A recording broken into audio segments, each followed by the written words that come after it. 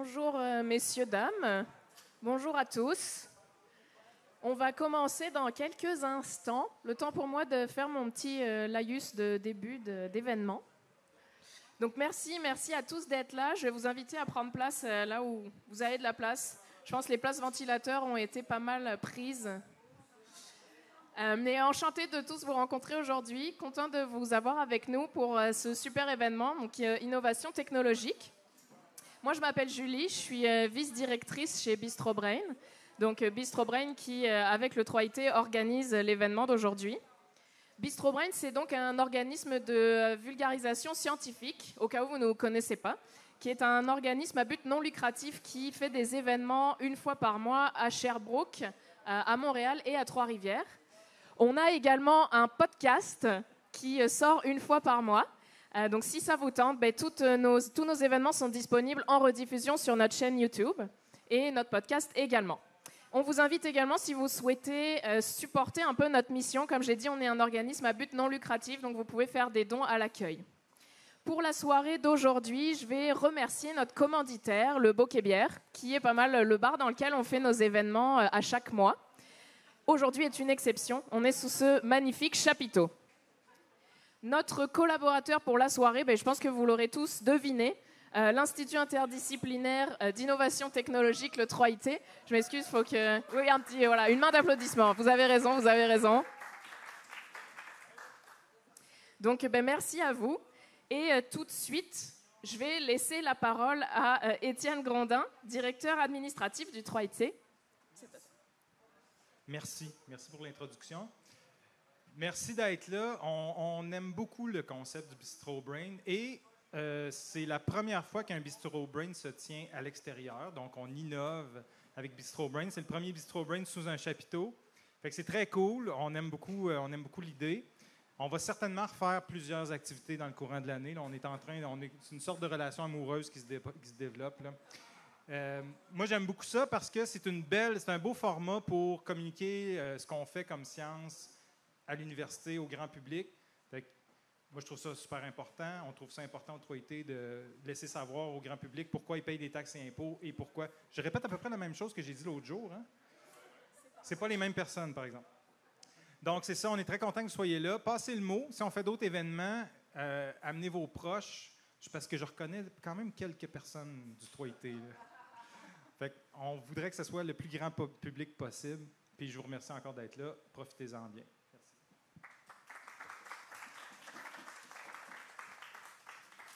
Un grand merci.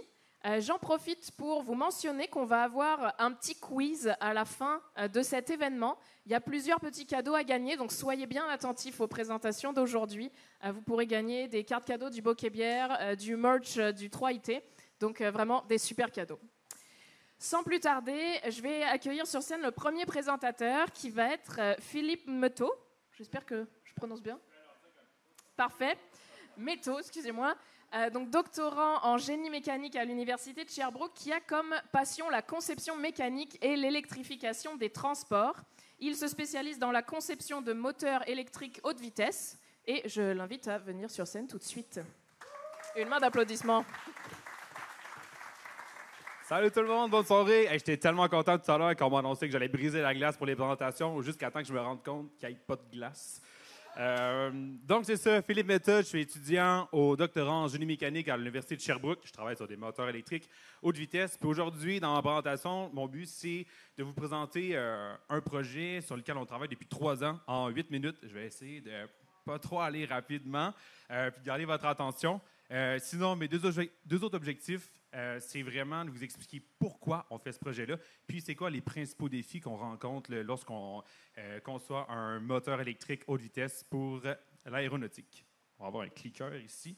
Est-ce que ça fonctionne? Non. Comment? Comme ça? Yes! Donc, les bases du projet, donc l'IATA, l'Association internationale du transport aérien, a décrété que d'ici 2050, tout le transport aérien civil devrait être net zéro. Bon, net zéro, ça veut dire qu'il n'y a aucune émission de CO2 qui devrait être émise, sinon, on ne pourra juste plus voler. Donc, on est en train de chercher plusieurs alternatives au carburant fossile qu'on utilise présentement en aéro pour pouvoir continuer d'explorer la planète, de voyager, puis de voler là, avec des appareils aériens. Donc, il y a plusieurs manières qu'on utilise pour contrer cette situation-là, dont l'aviation électrique. Donc, il y a quelques exemples à l'écran là, d'appareils électriques là, aériens, des petits engins qui transportent 4 ou 5 passagers qu'on commence à développer là, dans différentes startups ou au groupe de recherche. Donc, Airbus développe son prototype, Bell Textron aussi, puis Archer, il y en a une panoplie d'autres aussi. Puis notre projet s'insère exactement dans ce créneau-là. Donc, on développe un moteur pour ce genre de petits véhicules pour démarrer là, notre ascension vers le transport aérien électrique. Chaque véhicule aérien électrique, bon, à peu près cette configuration-là, donc on a une hélice à l'avant qui est alimentée par un moteur électrique qui tourne à la même vitesse que l'hélice. Puis ensuite, on doit monter à bord de l'appareil des batteries lithium-ion qui ont à peu près cette grosseur-là. Puis ensuite, ces piles-là, ils vont former un battery pack, puis il va y avoir plein d'électroniques de puissance qui vont servir à contrôler tout ça, puis à faire en sorte que l'hélice tourne à la bonne vitesse. Je tiens à attirer votre attention sur le fait que dans cette configuration-là, juste ici, le moteur tourne à la même vitesse que l'hélice. Et puis ça va être bien important plus tard dans la présentation. Donc, pratiquement toutes les compagnies qui fabriquent là, des prototypes de véhicules aériens électriques, pour l'instant, ont tous les mêmes problèmes. Premier problème, c'est relié aux batteries lithium-ion. Donc, je vous ai montré tout à l'heure la petite batterie. C'est exactement ces batteries-là qu'on utilise dans les appareils électriques aériens. Ça en prend à peu près 2000, comme ça, pour voler genre 30 minutes. C'est incroyablement lourd et pas efficace, ces batteries-là. Malheureusement, c'est tout ce qu'on a comme technologie à mettre dans les appareils électriques. On espère que ça va s'améliorer dans le futur, mais pour l'instant, c'est tout ce qu'on a. Donc, pour maximiser la durée de vol et l'autonomie des appareils, ça nous prend plus de batteries à bord. Deuxième problème, au niveau des moteurs. En ce moment, lorsqu'on veut faire voler un moteur électrique, on a des problèmes de durabilité, puis aussi de surchauffe. Lorsqu'on a une défaillance, bien, les moteurs doivent compenser. Puis les moteurs risquent de surchauffer, donc les moteurs qu'on utilise présentement n'ont pas nécessairement les spécifications nécessaires pour voler très, très longtemps en mode de défaillance. L'autre point, on va parler de densité de puissance. Donc, c'est les unités de puissance qu'on a comparativement à la masse. Puis, les moteurs qu'on utilise présentement bien, sont autour de 5 kW par kilogramme. On va revenir aussi avec la densité de puissance. Donc, on a ces deux problèmes-là, puis nous, c'est ce qu'on essaie de régler avec le moteur haute vitesse qu'on développe à l'Université de Sherbrooke. Donc, notre hypothèse, c'est qu'en développant un moteur haute vitesse, qu'on va venir connecter à un boîtier de réduction, tout notre système de propulsion que vous voyez ici à l'écran va être 3 fois plus dense en puissance qu'un système de propulsion traditionnel comme on utilise dans les appareils électriques aériens que je vous ai montré tout à l'heure, en fait. Donc, c'est ça notre bête.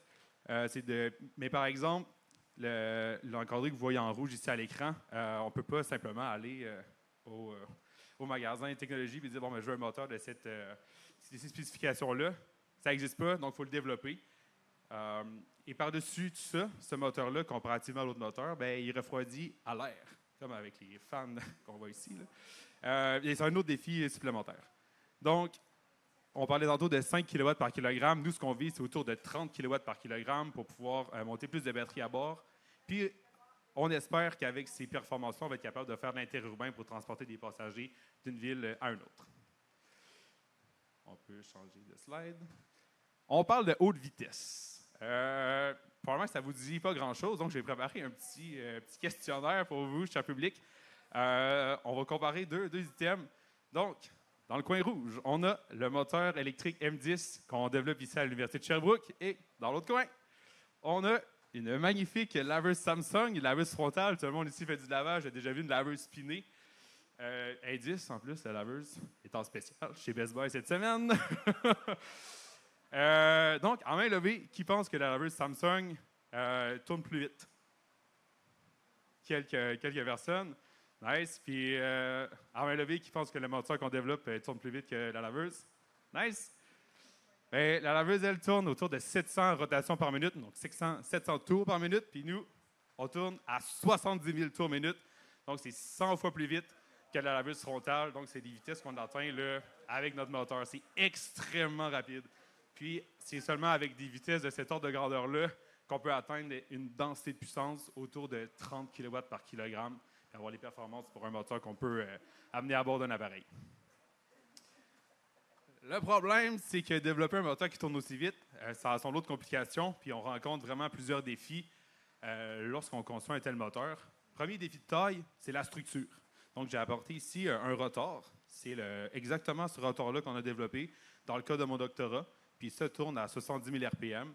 Puis à ces vitesses-là, bien, tout ce qui est à l'intérieur veut sortir, puis ça prend des matériaux super performants pour éviter que ce qu'à l'intérieur soit expulsé.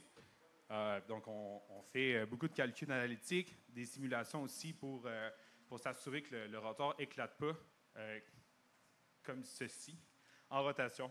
Donc, on valide aussi nos calculs avec des essais expérimentaux pour déterminer la vitesse maximale à laquelle on peut tourner, pour être certain que notre prototype soit sécuritaire pour être opéré en laboratoire. Donc, c'est un peu le genre d'essai qu'on fait. Là, on fait coïncider là, plein de calculs avec des essais expérimentaux. Donc, premier défi. Deuxième défi, c'est comme aujourd'hui, la température.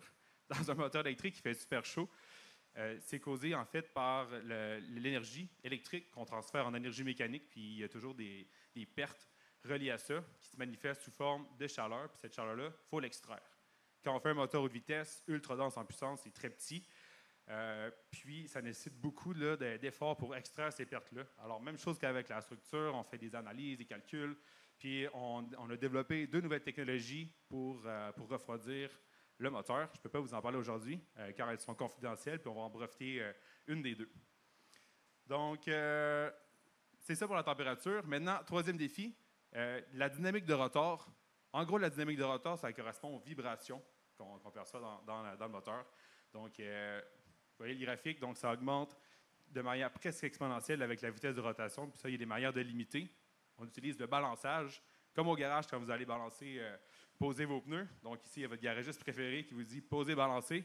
Donc quand vous entendez dynamique de rotor, pensez à poser, balancer, puis ça correspond à peu près à ça. Donc, je vous ai résumé à peu près les 3 plus grands défis là, de l'industrie, puis les mêmes qu'on a rencontrés dans le cadre de notre projet pour la conception de ce moteur-là haute vitesse là, pour l'aéronautique. Petite photo de notre banc d'essai. Ce moteur-là, c'est ça, on l'a conçu. Là, dans les 3 dernières années, on l'a testé aussi. On a atteint la vitesse max d'opération, on a atteint le couple max, mais il nous reste encore quelques petits détails à aller chercher. C'est pourquoi qu'en septembre prochain, on repart le projet pour un autre 3 ans. On est super content de pouvoir travailler avec Bell Textron sur ce projet-là. Donc, moi aussi, je suis bien content. Je vais continuer au postdoc dans ce projet-là. Donc, ce n'est que partie remise pour les moteurs électriques haute vitesse. Pour ce qui est du futur de l'aviation électrique, honnêtement, je ne sais pas où est-ce qu'on s'en va avec ça. Il y a beaucoup de questionnements qui sont posés dernièrement sur la validité de ce qu'on fait. Mais pour le futur, j'aime mieux que notre moteur soit prêt à voler en attendant de nouvelles technologies d'énergie propre qu'on va pouvoir monter à bord d'un appareil. Donc, je vais être très motivé à poursuivre mes recherches sur les moteurs électriques haute vitesse. Merci tout le monde.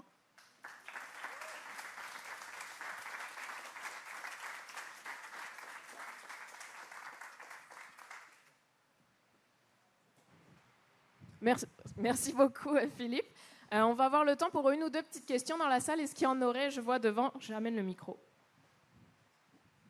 Salut, on sait qu'on se tourne vers l'énergie électrique pour avoir une source propre d'énergie, mais qu'est-ce qu'on se rend compte, c'est que les moteurs électriques et les matériaux utilisés sont vraiment pas si écologiques que ça. Est-ce que c'est quelque chose que tu prends en considération quand tu conçois tes moteurs?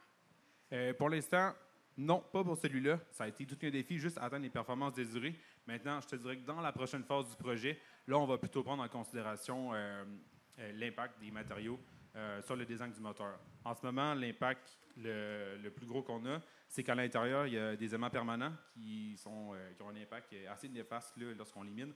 Donc, ça va être de réduire l'épaisseur des aimants et potentiellement dans notre projet de faire un moteur sans aimants permanents pour qu'il y ait moins d'impact.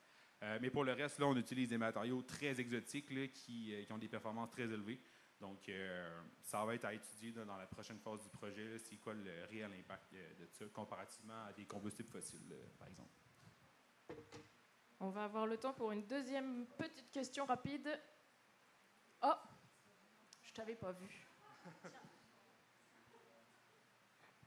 pourquoi les batteries doivent être autant petites? C'est une excellente question. En fait, une batterie, j'essaie de répondre de manière simple,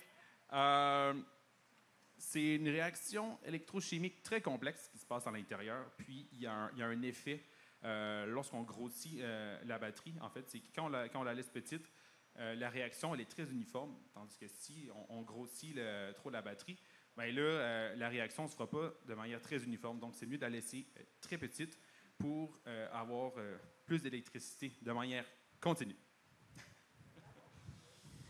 Merci beaucoup, Philippe. Marouane, Merci. Marouane a une question aussi. Marouane, rapidement. Merci Julie, merci Philippe pour la présentation. Hey, moi, je veux revenir à l'affaire de la machine à laver. Là. Tu sais, dans ta slide, tu avais dit que toi, ton moteur, il tournait à 70 000 RPM. Mais est-ce que la comparaison a été faite avec la même charge sur le moteur et la même taille de diamètre de rotation? Tu n'es pas obligé de répondre, Philippe. Non. C'est une excellente question, Marouane. Puis là, on va plus dans les détails un peu, mais lorsqu'on parle de vitesse de rotation d'un moteur électrique, ça apporte un peu à confusion parce que ça ne prend pas en considération la grosseur de la machine. On va plutôt parler de vitesse tangentielle, c'est-à-dire la vitesse qu'on a à l'extrémité du rotor. Nous, on tourne autour de 220 mètres par seconde et ça, c'est extrêmement rapide.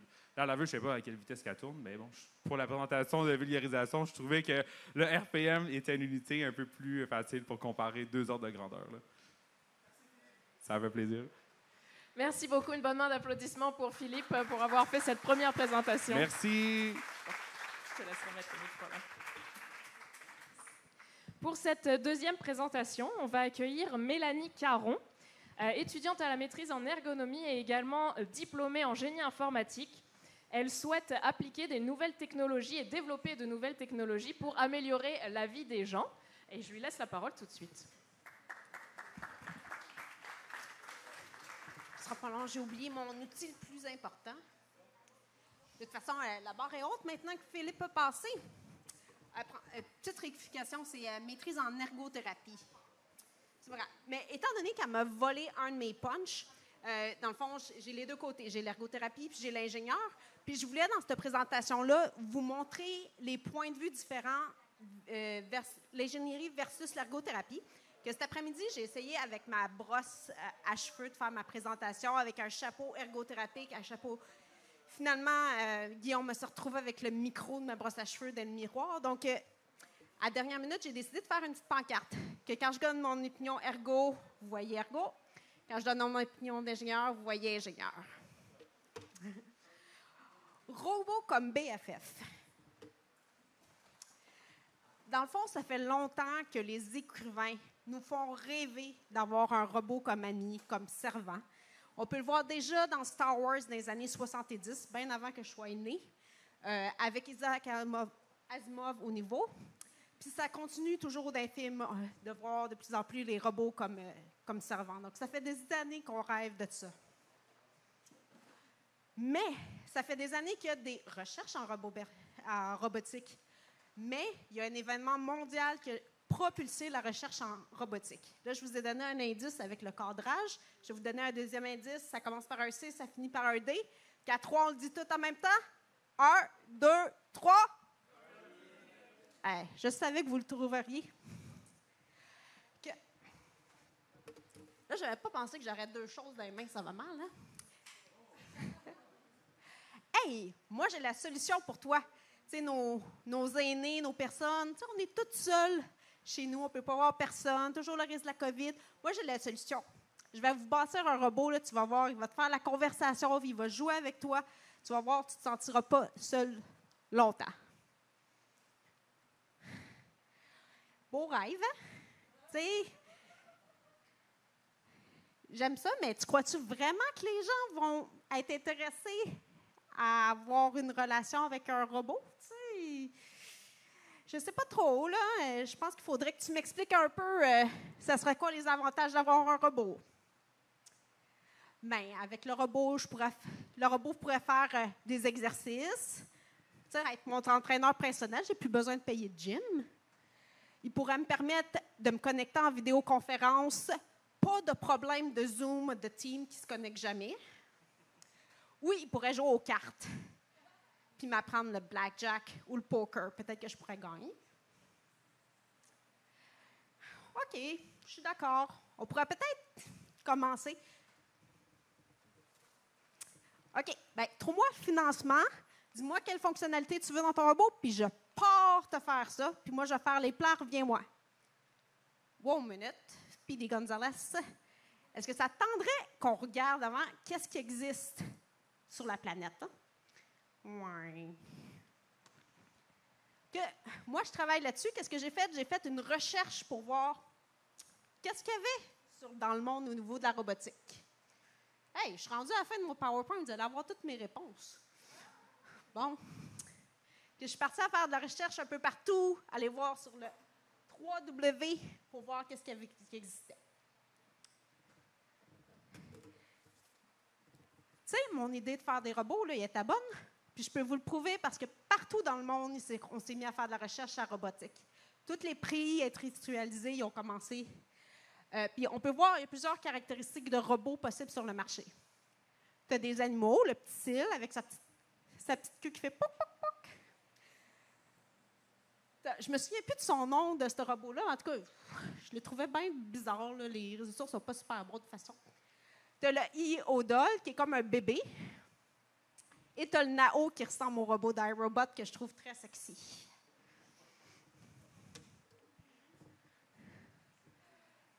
OK. Maintenant, est-ce qu'il y a une personne dans la salle qui pourrait me donner un avantage à utiliser des robots aujourd'hui? C'est facile d'accès.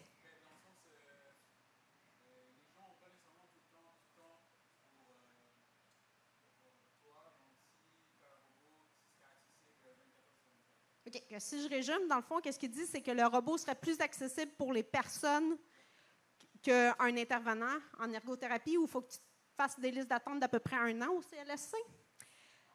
Je n'ai pas pensé, je n'ai pas vu ce domaine-là dans les recherches. Une des raisons, parce que les listes d'attente sont toutes différentes dans tous les pays.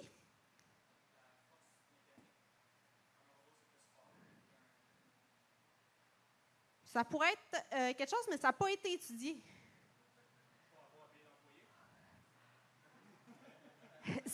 C'est un domaine que je m'intéresse beaucoup, mais en ce moment, un robot, tu n'as pas vraiment ça en bas de 50 000. Il faut que tu fasses quand même le calcul économique. Par contre, dans les recherches, dans les nombreux articles que j'ai trouvés, il y en avait 72, les avantages qu'ils voyaient d'utiliser les robots, c'était que les robots étaient capables de compter des jokes, raconter des histoires. Tu sais, comme ma maman faisait quand j'étais jeune. C'était le fun, ça. Ils sont capables d'animer des groupes, autant des groupes d'exercice que de chant. Ils sont aussi capables de développer une connexion. Tu sais, comme le Seal, quand tu lui dis « Hey, Seal », il fait sa petite queue comme ça. C'est tellement cute. Puis il est capable de faire la conversation aussi. Par contre, il y a aussi des désavantages. Est-ce qu'il y a quelqu'un qui pourrait me donner un désavantage que vous croyez aux robots d'aujourd'hui? Vas-y. Bonne réponse, pas capable de lire les émotions. Un autre? Oui, je ne l'ai pas mis parce que mais oui, tu as raison. 2 minutes. Il faut aller vite. Que dans les avantages, le désavantage. Premièrement, je vous ai dit dans un avantage, c'était de faire la conversation. Mais est-ce qu'il y en a un de vous qui a essayé de faire la conversation à Alexa ou ChatGPT? Qu'est-ce que ça a donné comme résultat? Ça a été... c'est ça. Pas super le fun. Avec les robots, un autre des problèmes. Tu sais, tu n'as pas accès à Internet dans un coin de ta maison, le robot s'en va là. Puis là, ben, t'es chanceux, il va reconnecter tout seul si tu le déplaces. Si tu n'es pas capable, ben, ça va être le technicien qui va te coûter quoi, 200$ de l'heure à venir démarrer le robot? Il joue à des jeux. J'adore le crib. Je suis super contente de jouer au crib. Là. Mais après 10 parties de crib, j'étais un petit peu tannée. Là. On pourrait-tu jouer à autre chose? Puis je peux pas y enseigner mon jeu favori au robot. Là. Je peux pas y enseigner le trou de cul. Là. Non, non, lui, il connaît juste le solitaire. Comme il disait, il n'y a pas d'émotion. Puis, tu sais, m'a fait dire, j'ai dit, je suis triste. Je suis désolée que vous êtes triste. Super le fun. Puis le dernier point, c'est que nous autres, notre génération, on a été chanceux, on a été élevés dans la technologie. Mais encore là, les étudiantes en ergo, il y en a plusieurs qui disent « moi, la technologie, j'ai peur, là, ça brise tout le temps. » Imaginez des personnes âgées ou des personnes qui ne connaissent pas. Il y en a plusieurs qui ne veulent même pas envisager d'utiliser des robots parce qu'ils ont peur de la technologie. En conclusion, en ce moment, les robots, ils ne peuvent pas être mon BFF. Mais par contre, dans le futur, attendez, je vais vous trouver quelque chose.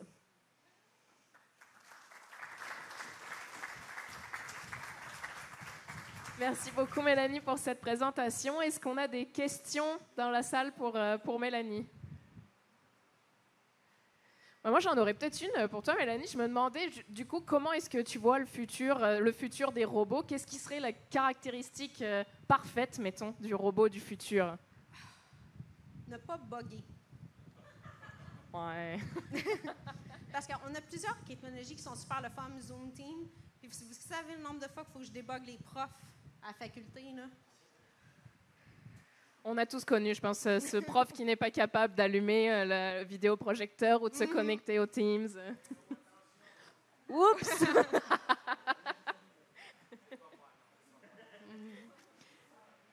Est-ce qu'on a des questions dans la salle? C'était pas drôle, j'étais trop claire. Oui, parfait. Avec l'émergence de l'IA générative, est-ce que tu penses qu'il y a certains de ces enjeux-là qui vont disparaître? Oui, ça c'est sûr. Le problème en ce moment, c'est d'être capable de mettre l'IA émergente dans des systèmes embarqués ou des petits systèmes parce qu'on ne veut pas un robot qui pèse 1000 livres. Là. Mais je suis sûre que la technologie se développe tellement exponentiellement en ce moment qu'on va arriver à ça un moment donné. Là. On aurait le temps pour une dernière question s'il y en a. Sinon, je vous invite à discuter avec Mélanie tantôt. Puis merci beaucoup.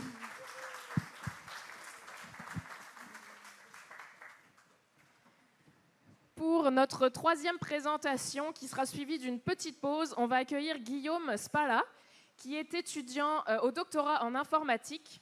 Après 10 ans de recherche et développement dans des solutions de visualisation pour le domaine médical, Guillaume est passionné des interactions humain-machine, plus spécifiquement pour le domaine de la santé. Guillaume, c'est à toi. Un d'applaudissements, s'il vous plaît.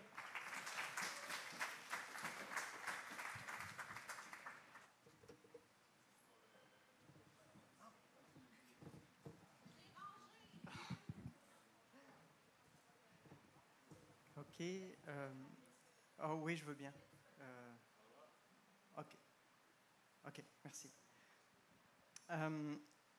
Alors moi, pendant cette présentation, je vais vous parler de Iron Man et les troubles neurocognitifs. Alors Iron Man, c'est un super-héros dont la combinaison lui permet de voler, de tirer des projectiles et ça lui donne aussi une force surhumaine. Mais notre histoire va plutôt notre histoire va plutôt commencer avec Robert. Robert est une personne aînée qui a des troubles neurocognitifs, comme la maladie d'Alzheimer par exemple. Et cela peut impacter sa capacité à réaliser ses activités de la vie quotidienne en indépendance et donc à continuer de vivre à son domicile. Par exemple, Robert va avoir de la difficulté pour entretenir son domicile. Notamment, il va penser par exemple à bien débarrasser sa table après souper, mais il va souvent oublier de la nettoyer. Et ce type d'oubli peut entraîner de l'insalubrité.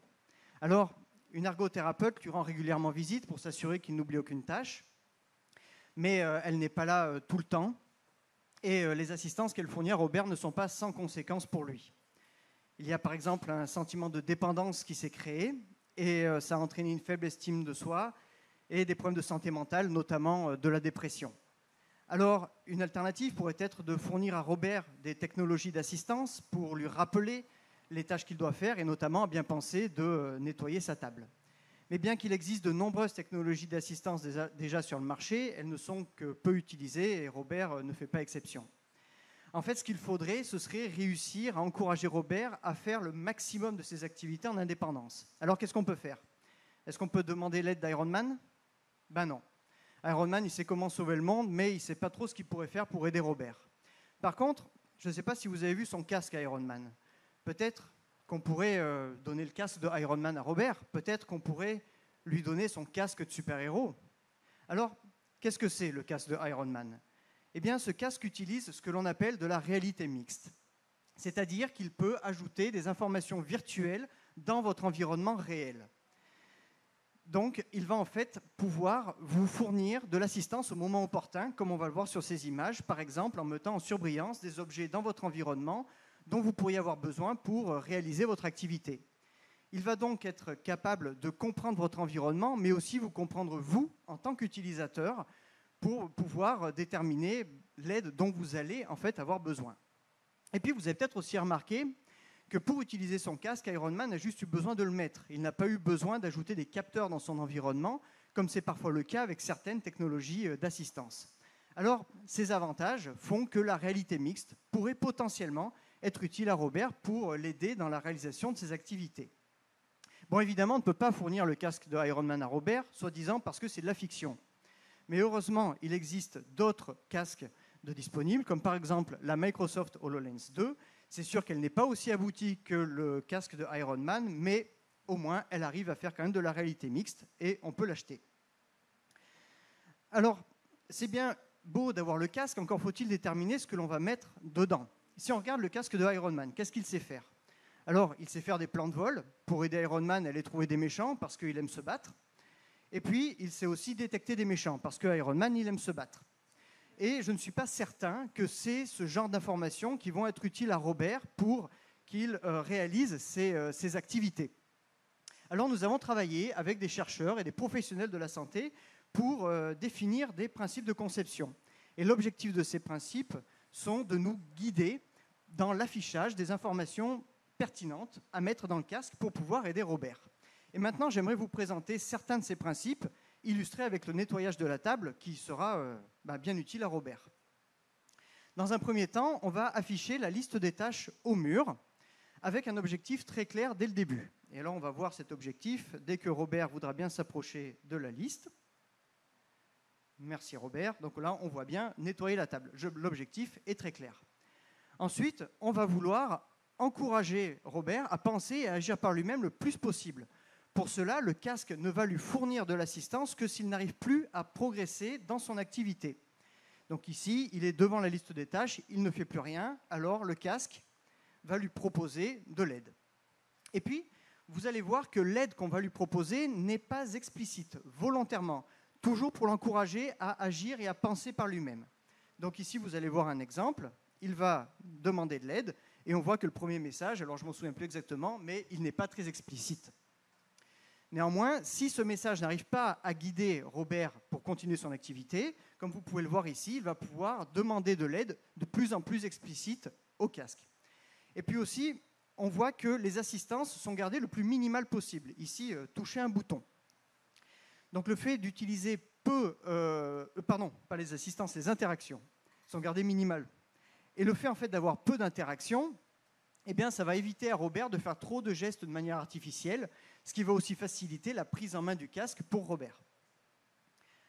Alors par contre, si aucune de ces assistances ne permet à Robert de continuer dans son activité, alors l'assistance la plus explicite va être très directive et mener Robert directement vers la prochaine action à effectuer pour continuer son activité. Donc ici, prendre le chiffon. Alors c'est sûr que ce n'est pas aussi complet que le plan de vol d'Iron Man, mais au moins ça arrive à guider Robert dans son environnement. Ensuite, un point d'exclamation va s'afficher au-dessus du chiffon pour inciter Robert à le prendre pour continuer son activité. Si Robert prend le chiffon, alors le point d'exclamation n'est plus nécessaire parce que Robert progresse dans la réalisation de son activité. Donc il va disparaître pour éviter d'avoir à fournir à Robert des assistances non nécessaires. Contrairement au casque de Iron Man, qui lui affiche tout un tas de trucs tout le temps, c'est bien dans un film, mais dans la réalité, ça peut être assez confusant. Et puis, c'est aussi un exemple d'interaction naturelle, puisque Robert ne s'est pas rendu compte qu'il a interagi avec le casque lorsqu'il a pris le chiffon. Et maintenant que nous avons le casque et qu'on sait quoi mettre dedans, eh bien, nous allons réaliser une étude qualitative et quantitative avec 12 personnes aînées, sans et avec troubles neurocognitifs, afin d'étudier si le casque pourrait être utile à Robert pour l'aider dans la réalisation de ses activités. Et la réponse est que oui, le casque est considéré, enfin, en tout cas, il est suggéré que le casque pourrait être utile. Non seulement cela, mais l'interface a été appréciée, il a aussi été considéré comme stimulant et sans demander trop d'efforts pour être utilisé. En revanche, certains aspects peuvent être améliorés, certaines assistances sont difficiles à percevoir et peuvent manquer de clarté. Il peut aussi parfois être frustrant de l'utiliser et il peut aussi ralentir dans l'exécution de la tâche. Alors pour pallier à ces difficultés-là, dans le futur, moi je serais intéressé à utiliser par exemple des notions d'intelligence artificielle pour essayer de fournir des assistances plus naturelles. Et puis dans un autre registre, je serais aussi intéressé à le tester avec des personnes qui auraient d'autres types de troubles neurocognitifs, comme par exemple des traumatismes crâniens. Cela conclut ma présentation. Merci pour votre attention. Merci beaucoup, Guillaume. Ouais, tu peux garder le micro, rester sur scène. Est-ce qu'on avait des questions pour Guillaume? Oui, je vois devant.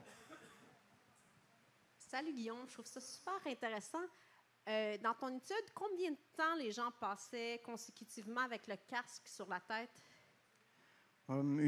Alors, au total, une trentaine de minutes. Mais pour réaliser l'activité, ça ne leur prenait pas si longtemps. Ça prenait entre 5 et 8 minutes, je dirais. OK. Est-ce que dans tes proches... Parce que le casque est quand même assez pesant. Est-ce que tu as pensé à des technologies futures pour le casque ou un moyen de rappeler aux gens qu'il faut qu'ils utilisent le casque? Alors non, nous, on n'a pas pensé à ça. Ce serait quelque chose pour le futur. Déjà, c'est sûr qu'on espère que la technologie va se miniaturiser parce que là, dans l'état où elle est actuellement, on ne peut pas la démocratiser. Et puis, ensuite, nous, ce qui nous intéressait dans ce projet-là, c'était de voir si déjà la réalité mixte pourrait être utile. C'est déjà ce point-là. Et puis ensuite, c'est toutes ces problématiques-là qui pourraient arriver dans le futur si effectivement elle est bien utile et utilisable. Mais là, je vais te donner un truc. Utilise mon robot comme BFF où il projette. Ah, parfait. Question plus philosophique un peu. Mettons qu'on se projette dans le futur, dans 50 ou 100 ans, penses-tu que ce genre de technologie-là va pouvoir être adapté à guider carrément un être humain dans son parcours, dans sa vie, plutôt que seulement les personnes qui ont des problèmes neurocognitifs? C'est une bonne question. Oui, je pense que oui. À terme, à mon avis, l'intelligence artificielle, à la vitesse où elle évolue, elle va être capable de plus en plus nous guider, je pense. À mon avis, ce à quoi il faudrait faire attention, c'est qu'elle ne nous guide pas comme des robots. Parce que sinon, on va plus réfléchir par nous-mêmes. Là. Moi, c'est un peu ça qui me préoccupe, et c'est notamment des choses comme ça auxquelles on a essayé de réfléchir aussi.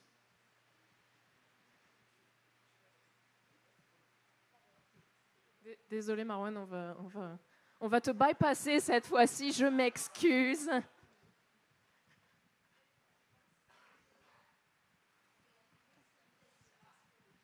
Dans votre solution actuelle, comment vous connaissez la localisation du chiffon, en fait? C'est une très bonne question. En fait, on utilise un emplacement qui est virtuel, qui est invisible à l'utilisateur. Donc, en fait, on met ça dans l'environnement. Et au niveau de la programmation, ensuite, quand la personne elle passe sa main à travers cette forme invisible, on sait qu'elle a pris le chiffon, entre guillemets. Idéalement, je ne sais pas si j'ai été très clair, mais idéalement, on aurait aimé utiliser la reconnaissance d'objets. On a une démonstration qui fonctionne avec ça, mais il y avait des problèmes matériels qui faisaient que ça ne fonctionnait pas. La HoloLens, elle n'est pas assez puissante pour faire tout ça elle-même. Et donc, il y avait un temps de latence qui était trop élevé, donc ça ne fonctionnait pas. On va encore avoir le temps pour la question, Marwan. Merci beaucoup, Julie. J'apprécie beaucoup le temps alloué. Ma question, j'espère qu'elle ne sera pas tannante, mais c'est plus dans l'optique d'avoir une méthodologie scientifique rigoureuse. Tu avais dit que tu avais un échantillon de 12 personnes et que tu avais divisé les 12 personnes avec des personnes qui avaient des troubles cognitifs et des personnes qui n'ont pas de troubles cognitifs. Est-ce que tu penses que si tu augmentes la taille de ton échantillon à 1000 personnes, 10 000 personnes, ton résultat va changer? C'est une très bonne question et c'est pour ça qu'on a fait une étude qualitative en plus de l'étude quantitative. Parce que comme on avait un faible échantillon, oui, on a des résultats quantitatifs, mais on ne peut pas dire qu'ils vont être statistiquement significatifs. Alors que l'étude qualitative qu'on a faite, elle va avoir déjà plus de poids. Donc on pense que les résultats qu'on a eus avec l'étude qualitative vont, en tout cas je l'espère, rester valides. Et puis, je pense que j'ai répondu à la question. Ok, c'est bon, merci. Super, merci beaucoup. Et Guillaume, ça conclut la première partie de notre événement ce soir. Donc un grand merci à nos 3 présentateurs et on se retrouve dans une dizaine de minutes après une petite pause de rafraîchissement, appréciée de tout le monde, je pense. Rebonjour, messieurs, dames. Je vais vous inviter à reprendre vos places. On va recommencer dans quelques secondes.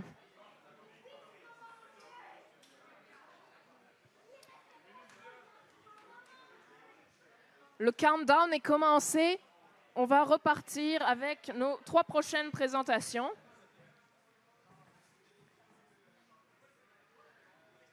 Je vous laisse encore quelques secondes. Très bien. Donc pour cette première présentation de notre deuxième partie, on va accueillir la professeure Audrey Corbeil-Terrien, professeure adjointe au département de génie électrique et informatique. Elle a également une chaire en recherche sur l'intelligence embarquée en temps réel qui vise, si j'ai bien compris, à réduire les données des capteurs pour augmenter l'efficacité des instruments. Donc, professeur Corbeil, c'est à vous tout de suite. Je vous laisse le micro ici. Une main d'applaudissement, s'il vous plaît. Bonjour tout le monde. J'espère que votre breuvage est bien froid, parce qu'aujourd'hui, on le mérite bien, un breuvage bien froid. Mais ma première question, c'est, est-ce que vous avez déjà trouvé vraiment une bière super bonne, ou un vin, ou un autre, et vous avez pris une photo? C'est quelque chose que j'ai l'habitude de faire. Mais quand vous faites ça, en fait, vous êtes en train de générer des données. Okay?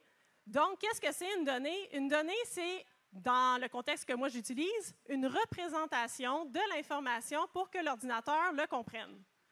Et dans ce cas-ci, ce qu'on fait, c'est que chaque petit point de couleur a un code.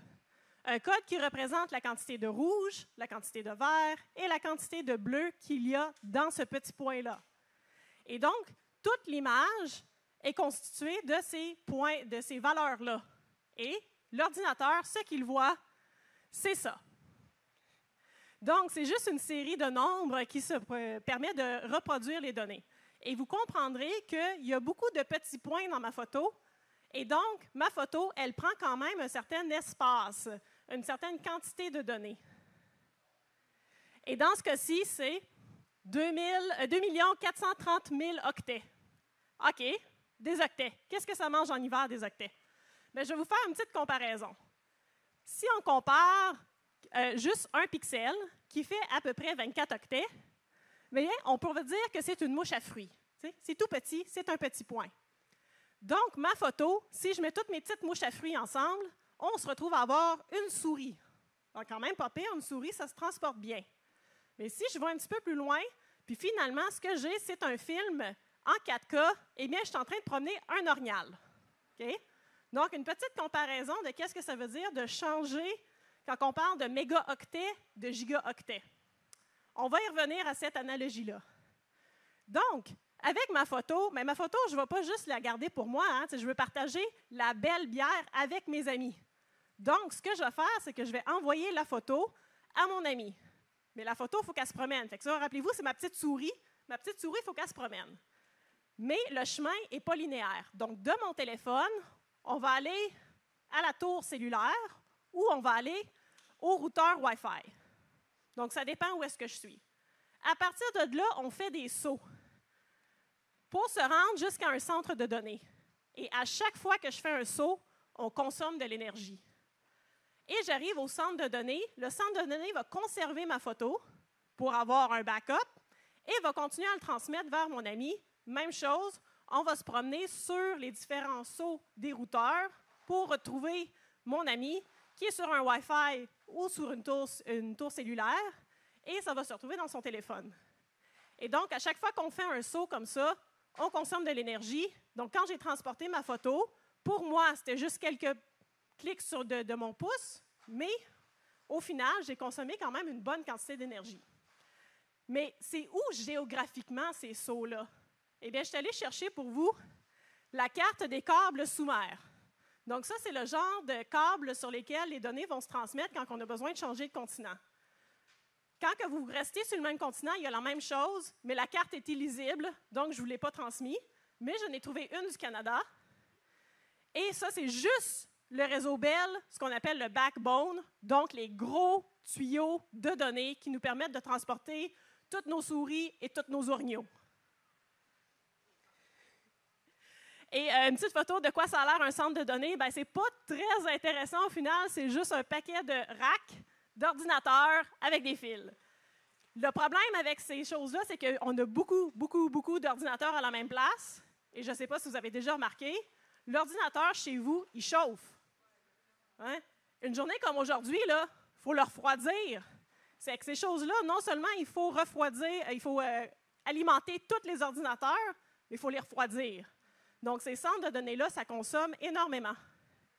En fait, ça consomme de 100 à 200 mégawatts. On parle de l'équivalent d'une ville de 35 000 à 70 000 habitants. Ça, c'est quelque part entre Magog et Granby de consommation électrique, juste pour les centres de données. Je n'inclus pas les routeurs là-dedans.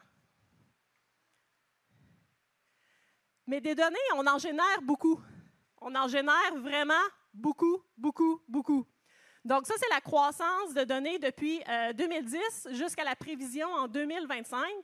Et l'échelle est en zettabytes. Fait que des zettabytes, si je reviens à ma petite comparaison tantôt, un zettabyte, c'est équivalent à toute la biologie de la Terre. Un zettabyte. Ça fait beaucoup d'orignaux. Et toutes les souris. Et toutes les fourmis. Donc, toute la biosphère. Et là-dedans, j'en ai presque 200 zettabytes prévus en 2025. Et là, c'est beaucoup de données. Il faudrait peut-être réduire un peu ces données-là. Mais finalement, dans ma photo, moi, je ne voulais pas tous les pixels de couleur. Je voulais savoir c'était quelle bière et où est-ce que je pouvais l'acheter. Fait que peut-être que je pourrais juste garder ces données-là. Est-ce qu'il y en a d'entre vous qui auraient l'idée d'un outil qui me permettrait de prendre une photo et d'extraire l'information de la bière et où est-ce que je pourrais l'acheter? L'intelligence artificielle. Je pense que c'est un petit peu un thème secondaire ce soir. Donc, on pourrait utiliser l'IA. Mais l'IA, elle est où?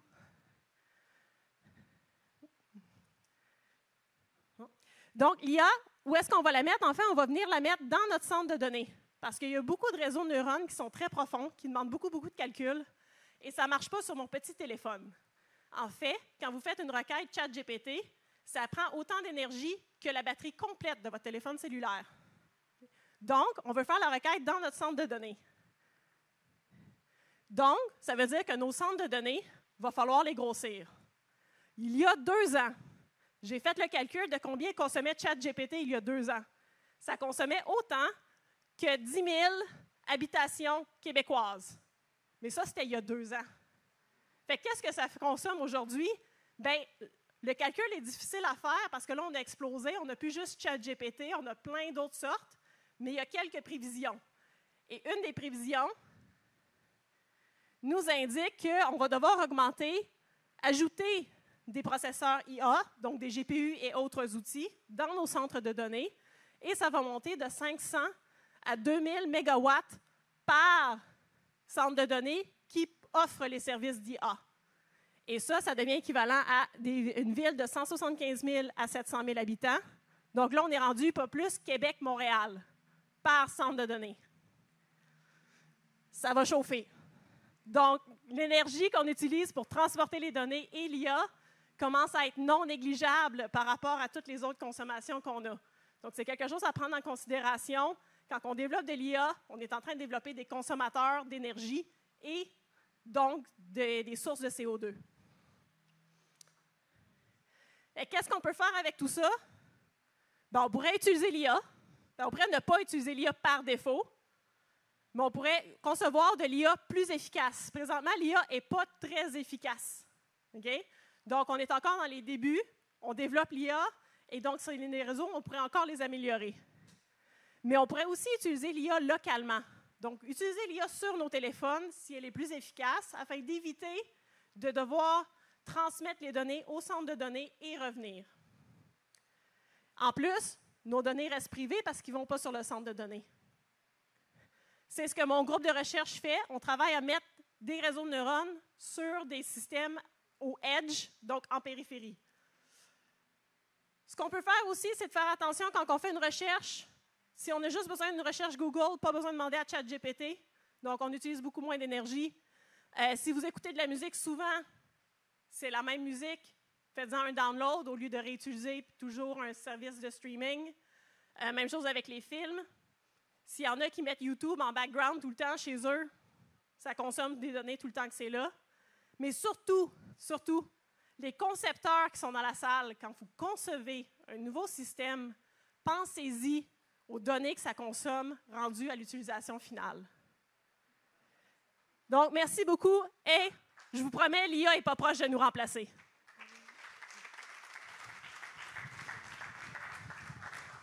Merci beaucoup Audrey. Est-ce qu'on a des questions dans la salle pour Audrey? Oui, Marwan, pour ne pas changer.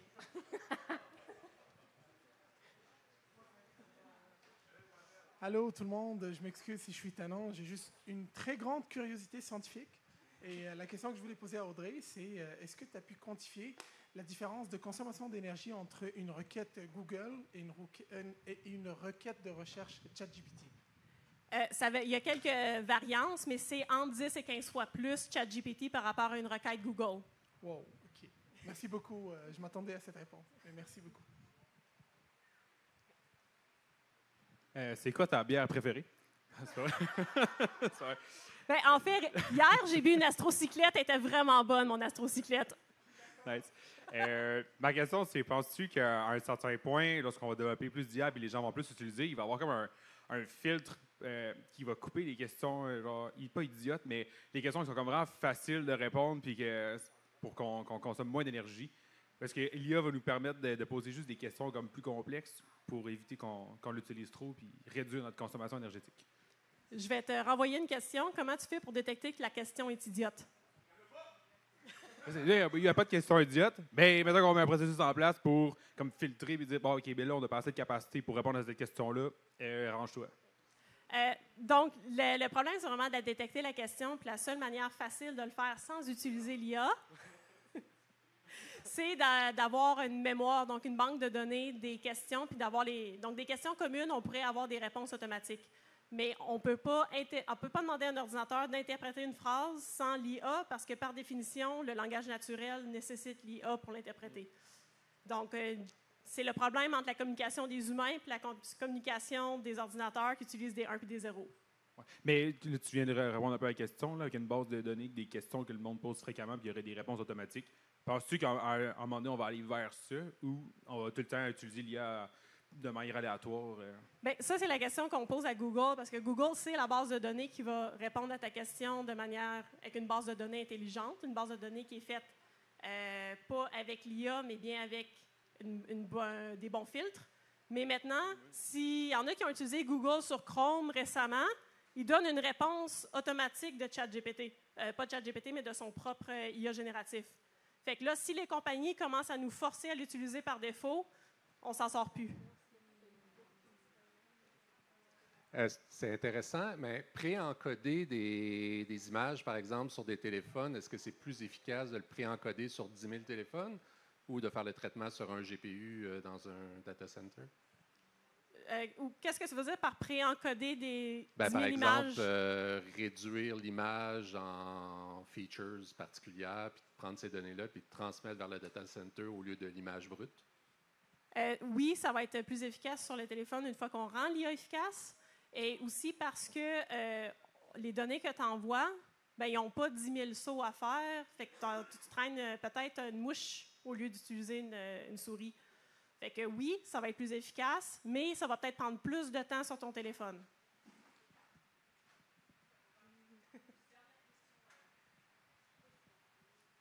Nous, en psychologie, on a de la psychologie communautaire qui sert à faire des recherches qui vont être appliquées à la société. Fait que le gouvernement, il va être mis au... va essayer d'éduquer le gouvernement à des sujets importants dans la société. Est-ce qu'il y a un peu ça dans votre domaine où est-ce qu'on peut justement aller dire aux gens comme by the way, que tu utilises le streaming, tout ça, que tu ne l'aies pas enregistré, que tu utilises YouTube en background, tout ça, ça prend hyper d'énergie. Tu sais, par exemple, mon amie à côté, beaucoup de choses que vous avez dit, elle ne le connaissait pas. On nous dit déjà, réduisez l'eau, faisait du recyclage, tout ça. Il n'y aurait pas de façon que le monde soit éduqué sur ça parce que c'est important. C'est extrêmement important. Donc, je me suis mis sur le stage aujourd'hui pour vous éduquer là-dessus. Mais je n'ai pas vu de campagne pour réduire l'utilisation des données comme on a pour réduire l'eau puis réduire l'émission de carbone. Donc, c'est vraiment quelque chose qu'il faut sensibiliser les gens parce que c'est trop facile, c'est trop invisible, le coût des données. Bien, c'est ça. Il faudrait que ça se fasse à grande échelle. Fait qu'il y aurait un moyen, justement, de faire que ta recherche rayonne plus que juste à l'université? Je sais pas, tu me donnes un budget de combien? Mais bon, j'essaie, aussitôt que j'ai des opportunités. Puis là, j'ai maintenant quelques contacts à Radio-Canada. Fait qu'on va pouvoir commencer à plus rayonner, justement, cette information-là, que les données, c'est pas gratuit. Demandez est-ce qu'il y a un lien qu'on peut aller chercher peut-être par rapport à tes travaux ou pour diffuser l'information?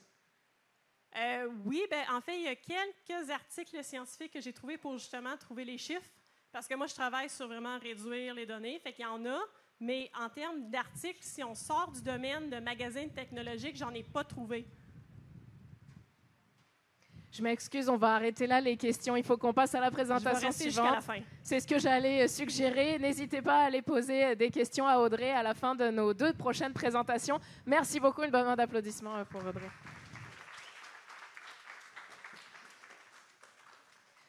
Pour la présentation suivante, on va accueillir Nadi Brody, ingénieur et professeur à la faculté de génie depuis 2009, qui s'intéresse à la synthèse et à la caractérisation des nanomatériaux pour des applications de pointe.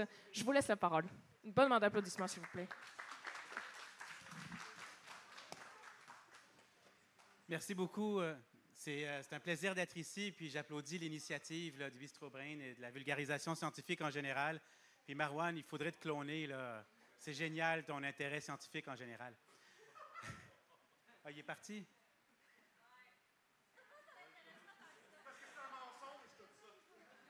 Je voulais savoir, parmi vous, qui est allergique à des aliments ou autres?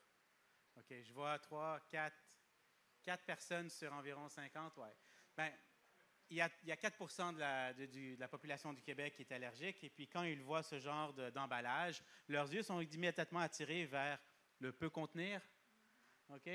Puis on en voit partout. Il y a peut contenir du soya, peut contenir des produits laitiers, des noix, etc.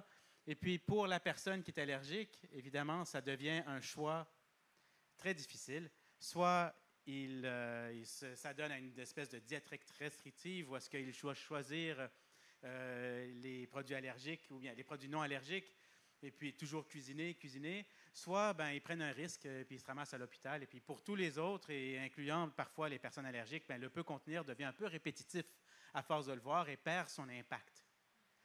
Mais d'où vient ce peut contenir? Donc pour regarder ça, il faut savoir comment se passent les tests d'allergènes.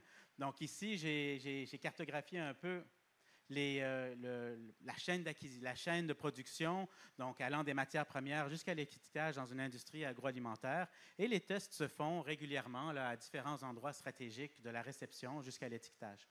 Mais un test ici, on l'évalue à 400 $, multiplié par un certain nombre de lignes de production, multiplié par un certain nombre de produits, multiplié par une certaine fréquence annuelle ou autre. Et puis, évidemment, et le plus important, c'est que c'est multiplié par 10, parce qu'il y a 10 allergènes à déclaration obligatoire au Canada, allant des noix jusqu'aux poissons. Puis j'en ai indiqué une petite portion ici. Pour l'industrie agroalimentaire qui a des faibles marges de profit, croyez-le ou non, mais c'est le cas, mais ceci représente un enjeu économique majeur. Donc, il y a des ententes internationales qui existent, incluant avec Santé Canada et l'Agence des inspections des aliments, qui autorisent en fait un break aux industries agroalimentaires pour un affichage qui peut contenir. Évidemment, ceci ne règle pas le problème de nos personnes allergiques qui sont confrontées à ce choix de façon périodique lorsqu'ils sont exposés à des aliments emballés. Ce qu'on va proposer aujourd'hui, c'est un nouveau projet de recherche qui vise à développer un prototype pour augmenter la rapidité et puis l'efficacité de détection en parallélisant le tout et en faisant en sorte qu'on puisse détecter un maximum d'allergènes de façon simultanée, dans l'espoir, évidemment, de baisser les coûts. Donc, c'est un projet c'est un gros projet. Moi, je me spécialise en nanomatériaux, mais je ne suis pas spécialiste dans bien des parties de ce projet-là. D'ailleurs, il y a même Paul Charette, notre directeur du 3IT, qui en fait partie.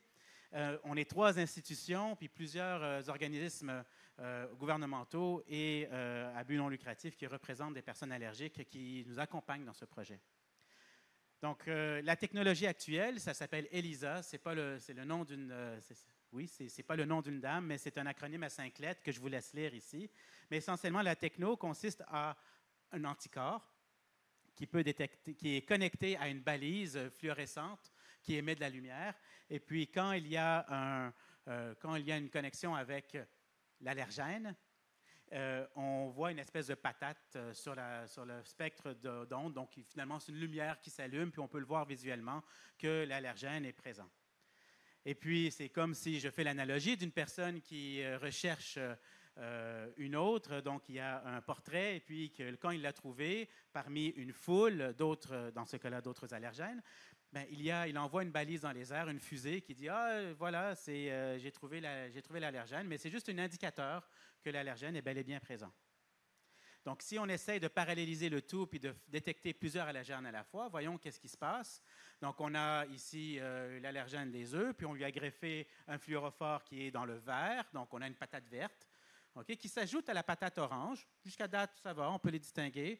On a le fluorophore bleu, plus ou moins ciel, mais bon, il va balayer d'une grande fréquence, donc c'est pour le lait. On a la crevette, les œufs, le poisson, le gluten, etc. Puis quand on va additionner tout ça, bien, on aura une belle grosse patate brune. Okay? On ne pourra pas distinguer les éléments individuels, et donc c'est pour ça qu'on ne peut pas réaliser une détection parallèle avec la technologie des fluorophores, donc la technologie ELISA. Donc, nous, ce qu'on a proposé, c'est en fait de remplacer le fluorophore par une molécule et de réaliser une étude de spectroscopie. Donc, on envoie un laser sur cette molécule. Les différents atomes vont vibrer de façon unique et donc ça va générer un spectre que j'indique ici. Donc, cette technologie s'appelle la spectroscopie Raman, donc du prix Nobel de celui qui l'a découvert. Mais évidemment, dans Raman, ceux qui en ont fait, ils vont constater que le signal est très, très, très faible, malheureusement. Donc, on a beaucoup de difficultés à le détecter. Donc, si on essaie de combiner les signaux, on aura encore plus de difficultés. Par contre, on a découvert récemment que lorsqu'on les encapsule dans une enveloppe de carbone nanométrique, il y a la passe du cochon qui tousse, qui s'active, puis le signal devient amplifié d'un facteur 10 000. Alors là, désormais, on a un signal beaucoup plus détectable par Raman, et puis on peut désormais carrément avoir une signature spectrale très, très spécifique à cet anticorps et allergène et indiquer, par exemple, plutôt que d'envoyer une fusée dans les airs, on peut indiquer directement puis écrire dans le ciel ou envoyer un texto que oui, j'ai trouvé la pinotte là, dans ma matrice alimentaire. Donc, ici, j'illustre, par exemple, la crevette qui est associée avec une autre molécule, celle-ci qui a un caractère spectral très, très distinct. Et là, on peut vraiment bien distinguer les deux. Donc, on peut les combiner, puis on peut aller même plus loin, puis en combiner un paquet pour éventuellement générer un spectre combiné de plusieurs allergènes possibles. Et puis, l'idée, ce serait d'utiliser cette courbe et puis de la décomposer dans ses composantes individuelles et faire en sorte qu'on peut en fait déterminer la quantité de chacun des allergènes à déclaration obligatoire. Non seulement ça, mais les quantifier également. Donc, dans l'idéal, c'est ça que l'on voudrait développer comme projet. Mais pour ceci, ça prend plusieurs expertises et plusieurs étapes. La première, c'est de bâtir cette fameuse enveloppe de carbone qu'on appelle gentiment des nanocornes. On les fait par plasma à l'université ici en haut. On doit ensuite les encapsuler avec une molécule bien spéciale, bien spécifique, qui aura un signal caractéristique. Puis il en faudrait 10 versions pour chacun des 10 allergènes à déclaration obligatoire. Ensuite, il faut les greffer à un anticorps qui, lui, sera bien spécifique là, aux allergènes. Ensuite, il faudra étudier comment tout ceci interagit dans une matrice alimentaire lorsqu'on les fixe sur un substrat puis qu'on fait les analyses. Ensuite, il y a le prototype lui-même à développer qui doit être accessible pour l'industrie agroalimentaire, qui ne doit pas être trop cher, et toute l'optique et toute la photonique derrière à cibler pour vraiment bien déterminer et cibler les différents signaux caractéristiques que l'on vise. Il y a l'analyse du signal en tant que tel. Oui, on va essayer d'utiliser l'IA, mais il y a plein d'autres techniques aussi qu'on va essayer. Donc, j'ai plugué IA, je suis très content. Merci. Ensuite, une fois qu'on aura ça, il faut regarder c'est quoi la performance et s'assurer que celle-ci sera suffisante pour les besoins de la cause. Et enfin, avec ceci, là, on pourra évaluer l'impact sur la société. On pourra savoir si c'est bon pour les industriels, si c'est bon pour les personnes allergiques et si c'est bon pour notre système au Canada. Donc, idéalement, on voudrait passer d'une situation où est-ce qu'on se trouve dans une barre de chocolat puis qui indique peut contenir, et grâce à une nouvelle technologie, qui puisse être plus adaptée, on pourrait espérer que cet emballage-là pourrait indiquer quelle quantité de chaque allergène est présent et ensuite comparer ça à nos propres seuils de tolérance pour essayer de donner un choix puis une diversité à ceux qui tentent de consommer les aliments, puis profiter des bières d'Audrey de tout à l'heure, par exemple. Donc, une fois que c'est fait, ce n'est pas la fin de l'histoire, ce n'est pas dit. Il faut encore faire une entente internationale, s'entendre de façon avec tous les pays pour que ceci soit propagé. Et puis, évidemment, le tout, on le fait pour la personne qui est allergique en espérant que ça lui rende service. Donc, j'aimerais remercier ma coach Bistro Brain, Anna-Ève Fauché, Liam et Lucas Brady pour avoir enduré ma pratique la semaine dernière lors du souper. Et puis, les instigateurs du projet, Jérémy Théolier, et puis ma douce Marie-Josée Colbert. Merci.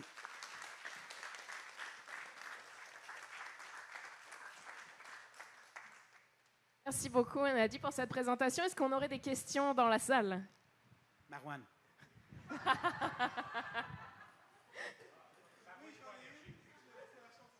On a une question devant. Super intéressant. En fait, vous avez trouvé ça drôle. La première fois que j'ai été au popcorn, c'est quoi la première question que j'ai posée? Pouvez-vous me montrer les ingrédients? J'ai allergique au noir. Est-ce que, par exemple, pour les allergies au noir, on sait que les personnes sont différentes, sont allergiques? Je réagis différent à différents types de noix. Est-ce que vous allez devoir développer des molécules différentes pour chaque type de noix ou vous avez trouvé comme une synthèse qui fait à peu près le tout? Il y a deux volets à ta question. Oui, on va essayer de faire les choses de façon spécifique, mais d'un autre côté, ça va énormément compliquer les choses. Ce n'est pas impossible, mais c'est le genre d'interaction, c'est le genre de questions qu'on doit poser à nos partenaires. À savoir si c'est d'intérêt pour eux, d'intérêt pour les personnes qui sont allergiques, puis aller chercher l'information pour faire la conception. L'autre chose, c'est qu'on sait aussi qu'il peut y avoir beaucoup d'interactions entre les différents, entre les anticorps et différents types d'allergènes, de sorte qu'une personne allergique, par exemple, peut réagir aux noix de Grenoble puis aux noix d'acajou de façon simultanée. Donc, il y a comme une superposition qu'il faudra également étudier et comparer ça à la réaction immunitaire. Mais honnêtement, ça, ce n'est pas ma tasse de thé. Moi, c'est la première étape, c'est l'enveloppe de carbone. Puis, mais sinon, merci pour ta question. Est-ce qu'on a d'autres questions dans la salle? Oui. Surtout, tu parlais au début du fait que ça coûtait cher, mais en termes de coût, qu'est-ce que ça coûte de faire un ramen sur... c'est ça que je me pose comme question, en termes de... Est-ce que c'est une technique qu'on peut mettre à grande échelle? Donc, la spectroscopie Raman, un instrument Raman coûte un bras puis une jambe, et donc, c'est clairement pas ça qu'on va transférer à l'industrie. C'est pour ça qu'on a mentionné qu'on allait tenter de développer un prototype qui va capter seulement quelques longueurs d'onde caractéristiques, puis on va tenter de bien les cibler pour justement faire diminuer les coûts puis avoir un prototype qui soit accessible pour les besoins de l'industrie, vu que ça a été un enjeu qui a été soulevé dès le début de la présentation. Mais tu as bien raison, là, ça coûte un bras puis une jambe le ramen. On dirait que tu en as déjà fait d'ailleurs. Merci. Est-ce qu'on aurait une dernière question dans la salle? Marwan, 1, 2, 3, t'es sûr? Parfait, ben dans ce cas-là, merci beaucoup. Ah! Pardon, on va pas la rater.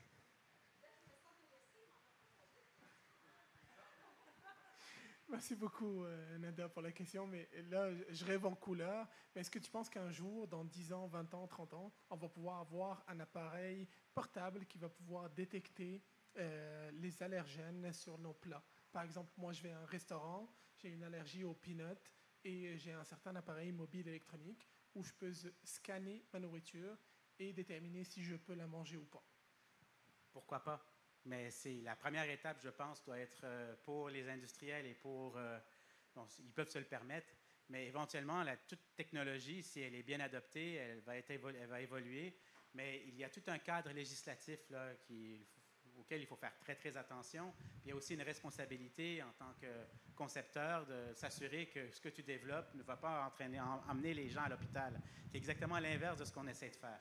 Donc, en tout cas, il faut... Si quelqu'un veut le faire, il va prendre un gros risque, mais tu as raison, on peut rêver en couleur. Puis d'ailleurs, je prends une petite seconde pour te remercier pour toutes les bonnes questions que tu poses, puis ta curiosité scientifique est exemplaire. On devrait te cloner, là.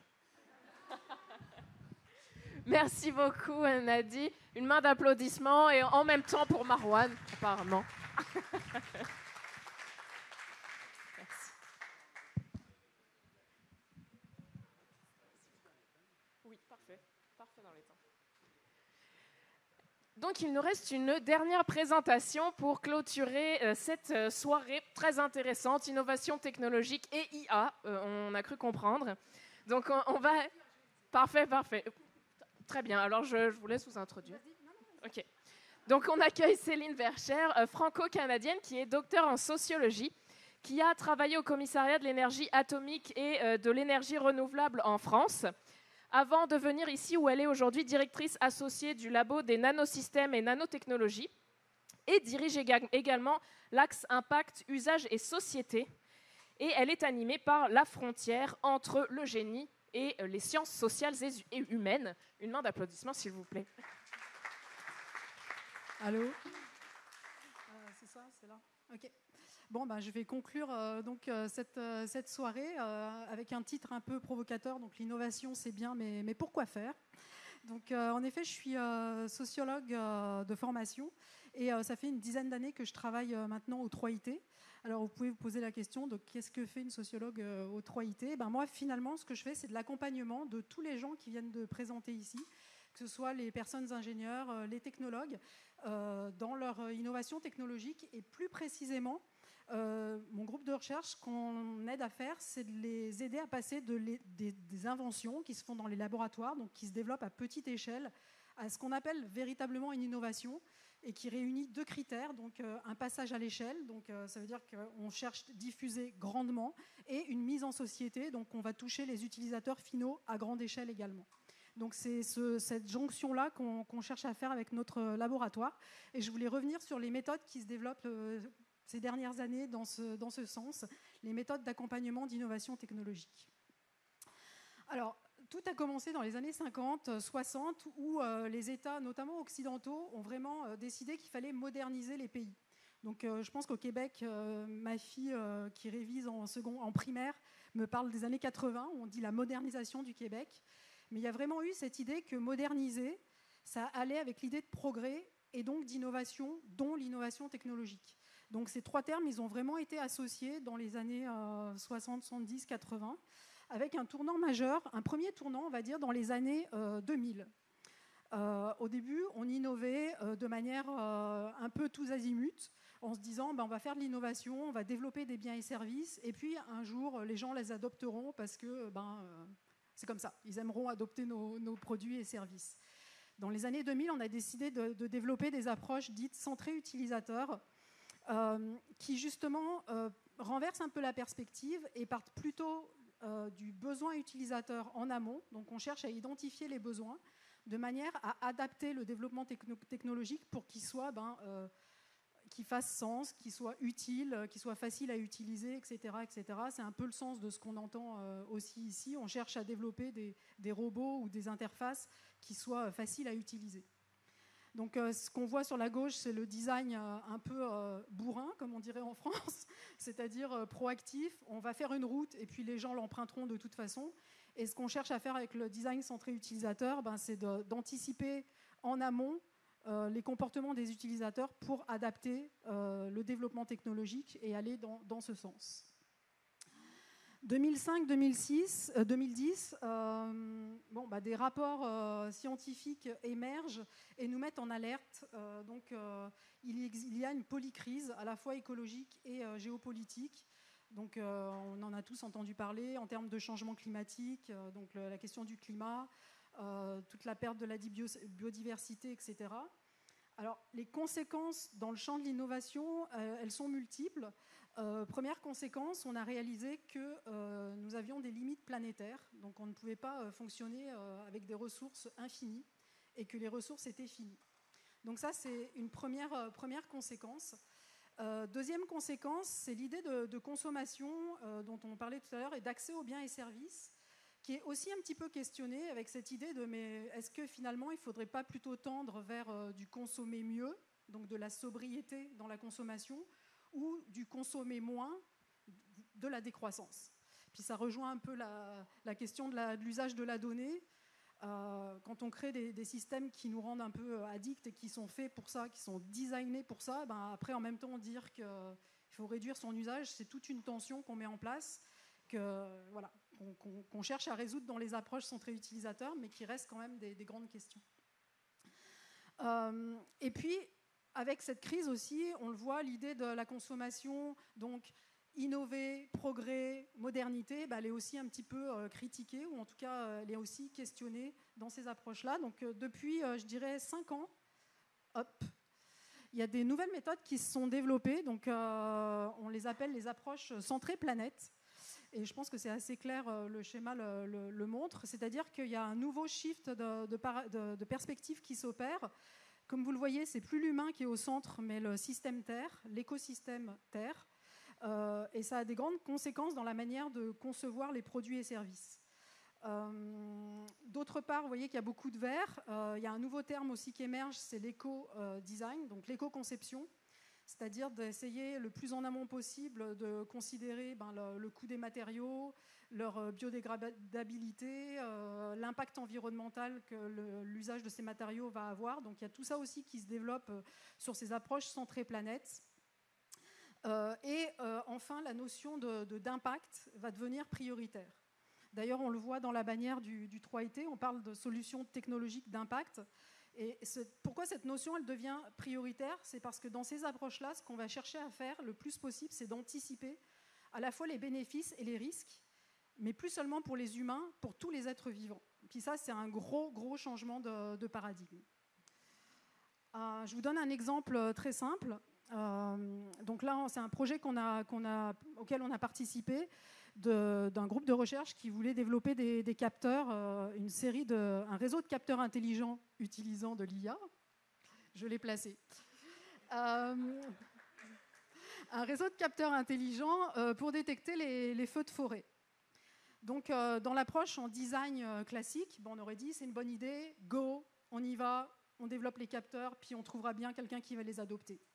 Dans les approches centrées utilisateurs, ce qu'on va faire, c'est qu'on va développer ces capteurs en allant chercher le besoin de ceux qui vont l'utiliser. Ça peut être les gens dans les forêts, etc. Puis on va leur dire, vous avez besoin de quoi pour lire les données, c'est quoi les conditions dans lesquelles vous allez lire la donnée, quelles mesures vous allez faire, etc. Donc on va designer au bénéfice de l'humain.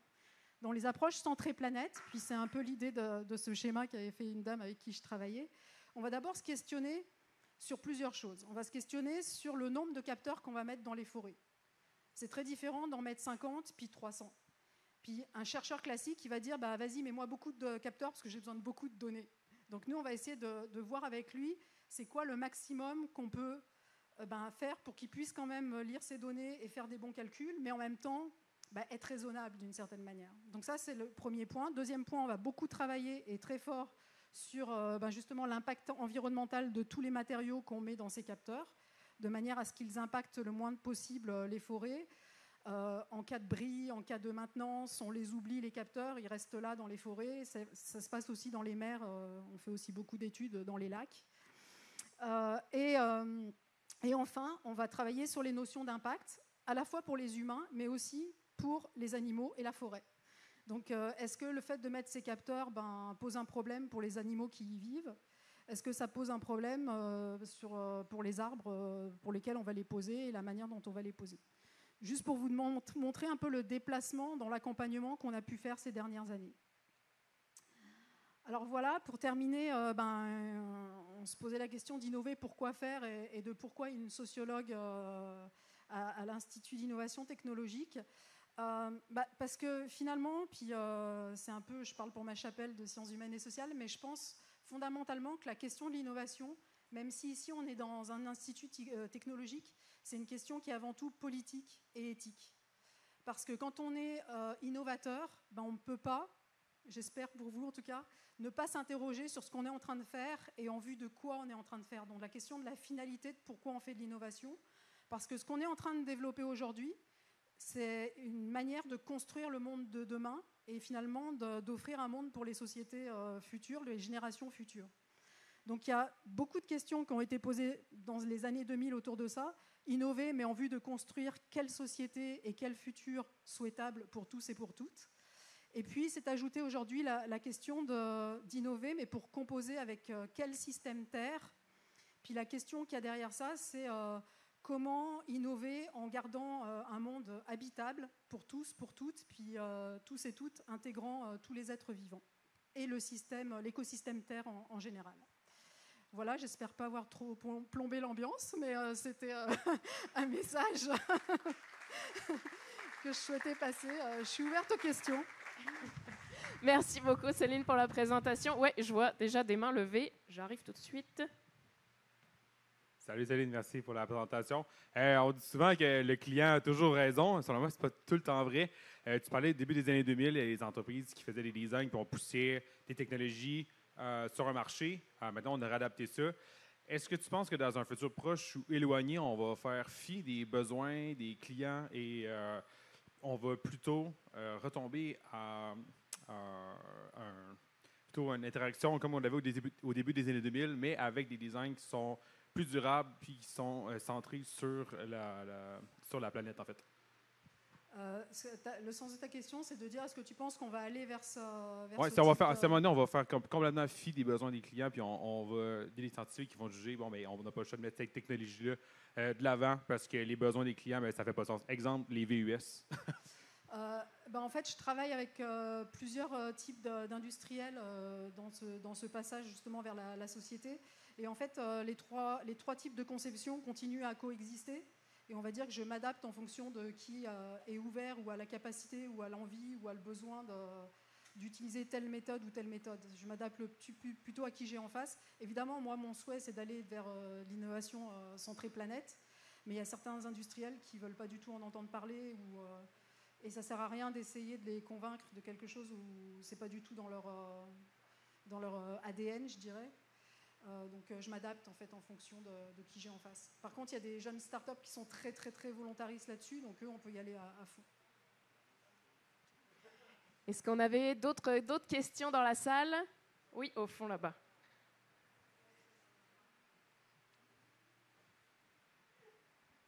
Allô? Premièrement, je veux dire que c'est vraiment intéressant qu'il y ait une sociologue à l'intérieur de l'Institut interdisciplinaire d'innovation technologique de l'université. Est-ce que tu sais si les autres universités qui travaillent en technologie ont aussi ça? Oui, beaucoup de... oui. OK, cool. Merci. L'ETS, tout ça. Bonjour, merci beaucoup. En fait, j'ai une question presque pour tout le monde, pour Nadie et Audrey, pour Célia. Et la question, est-ce qu'on peut rendre l'intelligence artificielle plus intelligente? Disons, l'intelligence artificielle, c'est un cerveau, mais on a les 5 sensations, comme Nadie, en fait, le projet d'Enadi. Et est-ce qu'on peut, par exemple, juste collecter les données avec le projet d'Enadi en utilisant l'intelligence artificielle avec Audrey en réponse à la question de Marwan, on peut avoir un appareil assez miniature, pas en jouant sur la miniaturisation. Au lieu d'avoir 300 capteurs, on aura juste 3 capteurs, et ces 3 capteurs être efficaces pour jouer le rôle de 300 capteurs. Est-ce que... Alors, je vais complètement répondre à côté, mais ça va répondre quand même. Pour moi, c'est ce type de questions que je reçois en tant que sociologue, et ma question, c'est toujours pourquoi. La question de la finalité, elle est souvent implicite. Donc, si je devais travailler avec quelqu'un comme toi qui me pose ce type de questions, c'est pourquoi, essayer de comprendre. Et après, la réponse, c'est que c'est pas parce qu'on va mettre 3 capteurs qu'il va y avoir un impact forcément positif, parce que ça peut utiliser aussi plus d'énergie, etc. Donc c'est toujours, dans le domaine dans lequel je travaille, c'est toujours une série de compromis qu'on fait entre, tu parlais tout à l'heure d'optimisation ou d'efficience, donc on va faire un compromis entre la puissance de l'usage d'un matériau versus son impact environnemental, versus, je sais pas, plein d'autres choses, là, comment il gère la donnée, puis c'est une combinaison de compromis qu'on fait, là. Super. On avait Après, sur l'IA plus intelligente, j'ai un avis, mais il est très très personnel et peu scientifique, donc je m'abstiendrai. Est-ce qu'on avait encore une question? Tu veux la poser?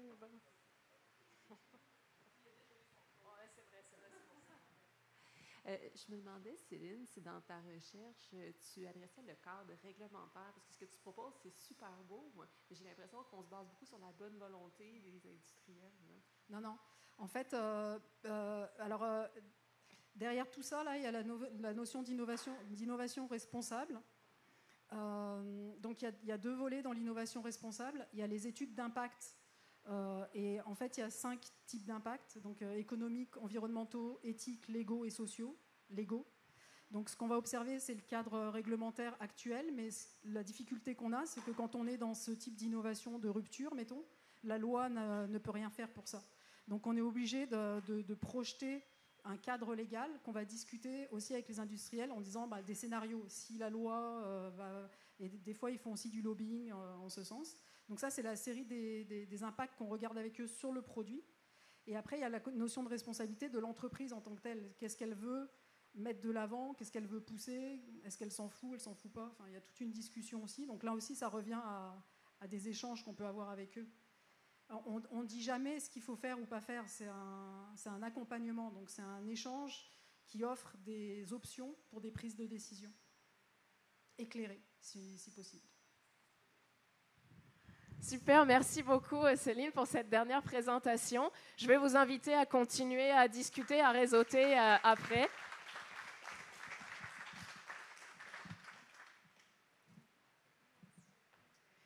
Merci à tous d'avoir été présents ce soir. Donc c'est la fin de nos 6 présentations. Vous aurez l'occasion de réseauter, de discuter un peu avec nos présentateurs si vous avez des questions inassouvies. Marwan, je te vois venir. C'est la joke de la soirée, le Marwan et Lia, je suis désolée. Donc c'est la partie des remerciements. Donc un grand merci à notre commanditaire, le Bocquet Bière, un grand merci aux 3IT, bien sûr, pour avoir lancé finalement cette invitation à collaborer avec Bistro Brain pour cette soirée. Je pense que ça a été un succès, beaucoup de questions. Donc merci à vous aussi pour toutes ces questions, parce que c'est vraiment super de voir l'intérêt de tout le monde pour ces très beaux projets. Merci à tous nos présentateurs. Une mention spéciale à notre technique. Merci beaucoup, Richard. Une main d'applaudissement, s'il vous plaît, pour lui.